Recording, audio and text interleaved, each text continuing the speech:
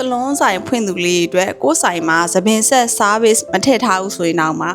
အသုံးဝင်မဲ့အရာလေးကို sharing လုပ်သွားမှာဖြစ်ပါတယ်အခု sharing လုပ်ရမယ်အသုံးဝင်မဲ့အရာလေးတွေကတော့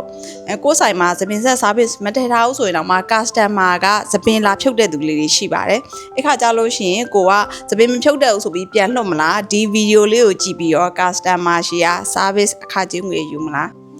အခုပြသွားပေးမှာကတော့ခဲသီးဆက်နီးကိုသပင်ဖြုတ်တာရှင်းတာလေးကိုပြသွားပြီးမှဖြစ်ပါတယ်ရှင်ခဲသီးဆက်သပင်ကို2လကျော်ထားတာပေါ့နော်2လကျော်ထားတာလေးကိုဖြုတ်တာလေးကိုပြပြီးမှဖြစ်ပါတယ်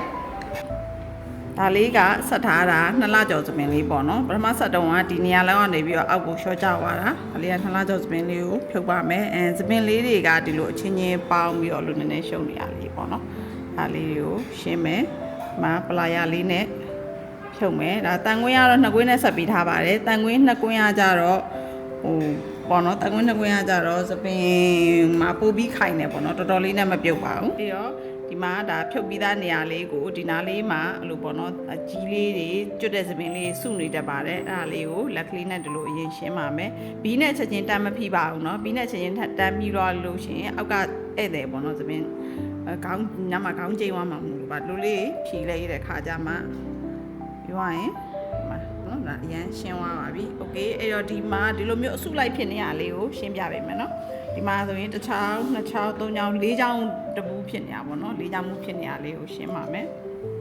လေးချောင်းမှုလားလေးရှင်းမယ်ဒီမှာဒီပေါ်ပိုင်းကနေစပြီးတော့ဒီလိုမဖိပါဘူးအောက်ခြေကနေပဲစပြီးရှင်းမယ်နော်အောက်ခြေကနေပဲစပြီးရှင်းမယ်အောက်ခြေကနေပဲလက်ကလေးနဲ့နှက်ခွဲမယ်ပြီးရင်လေးဒါဘီလေးနဲ့ပြန်ဖိပေါ့နော်သုံးတဲ့ခါကျရင်ဘီကဒီလိုအောက်ကချုံပါတဲ့ဘီလေး300ပို့ပါပါတယ်ဒါလေးကကြတော့တန်ညုံလေးကကြတော့လည်းထည့်ခဲ့ပို့ချုံနေပေါ့နော်ဒီလည်းပို့ချုံနေစပင်းလည်းမညူရှင်းရတဲ့နေရာမှာလိုလေးဆိုလိုအဲ့လိုရှင်းဒီမှာတန်ညုံလေးနဲ့ဒီလေးကိုဆွဲလိုက်မယ်ဒီလေးကတော့ထဲထဲမှာပေါ့နော်ကြီးလေးတွေပါလေးဝင်နေရလေးတွေပါဒါလေးဆိုရင်တယောက်တနေရာလေးရှင်းသွားလို့ရှိရင်ဒီဘက်လေးကိုဝင်မယ်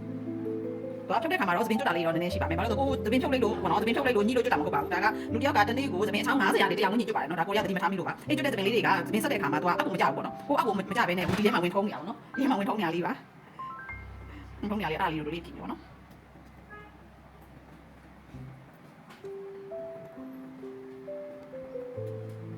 ကိုနည်းနည်းလေးတော့စိတ်ရှိပြရမယ်ကာစတမာရဲ့သပင်အောက်ကကာစတမာလုံးဝမနာအောင်လေးလုပ်ပြရမယ်ပြီးတော့ဆန်သားကဒီမှာတော့တကူဖြီးနေတဲ့အချိန်မှာဆန်သားထောက်နဲ့ထောက်နဲ့ပြတ်သွားမျိုးလည်းမဖြစ်အောင်နော်ဆိုကြတော့သပင်ကိုအဲ့လိုဖြတ်ချလိုက်ပါရှိရတယ်ဖြီးရဲ့အချိန်မှာအရင်ကြီးဒီလိုချစ်ပြီးဖြီးလိုက်တဲ့အချိန်မှာသပင်ကထောက်နဲ့ထောက်နဲ့ပြတ်သွားတာပေါ့နော်ဒီဖြစ်ပါတယ်ခါရတော့အစားဆုံးလေးပေါ့နော်ပြပြပါအစားဆုံးလေးကြည့်မှပို့ပြီးတော့ဆင်ကြရဆိုတော့ဒီက2လကျော်သပင်လေးကဒီလို3ယောက်4ယောက်လေးပူတာပေါ့နော်ဒီကြားထဲမှာကတခြားဆိုင်မှာလည်းခေါင်းချော်ရဆိုတော့လေဒါထဲမှာခေါင်းချော်ရင်လည်းမရှင်းပြလို့ပါဒါသူတို့ရဲ့ဆိုင်နီးနားမှာနေတဲ့လူတွေကတော့ဒီမှာတို့တစ်ခါခေါင်းချော်ကြရှိတယ်ချို့ကြတော့တစ်ခါခေါင်းချော်ရရှိတယ်အဲ့လိုခါမျိုးမှာဆိုရင်တို့ကခေါင်းချော်ပြီးသပင်လိုပဲနေနည်းနည်းလေးရှင်းပြတယ်ပေါ့နော်ရှင်းပြခါကျတော့ဒီလိုမျိုးမရှုပ်ဘူးကျိုးတို့နဲ့ဝေးရတဲ့သူတွေကျိုးတို့ဆိုင်ကို2လတစ်ခါ3လတစ်ခါမှရောက်ဖြစ်တဲ့လူတွေဆိုရင်တော့ဒီလိုနည်းနည်းရှင်းပြရပါတယ်ကျိုးကြတော့သပင်စတာကအရင်ကြာသွားတဲ့ခါကျရင်ကိုကသာကိုဘယ်လိုနည်းနည်းလေးပေါ့နော်ခေါင်းချော်ရင်နည်းနည်းခွဲပြီးရှင်းတဲ့လူတွေဆိုရင်လည်းဒီလောက်သိမရှုပ်ဘူးပေါ့နော်ဒီလောက်လို့ချုပ်တာတော့မဟုတ်ဘူးသပင်လေးပူသွားတာလေးတွေကိုဒါပြန်ခွဲလိုက်တာပဲဒါသူ့ရဲ့သပင်လေးလုံးဝမပြတ်စီဘူးသပင်ဒီနားမှာအတူအစားလေးတက်နေရလည်းမရှိဘူးပေါ့နော်ဒါပုံမှန်သပင်ပြန်သွားပြီဒီဟာလေးကခေါင်းချော်ကွာလို့ရှိရင်ဒုစင်းစင်းလေးပြန်ဖြစ်သွားမှာဖြစ်ပါတယ်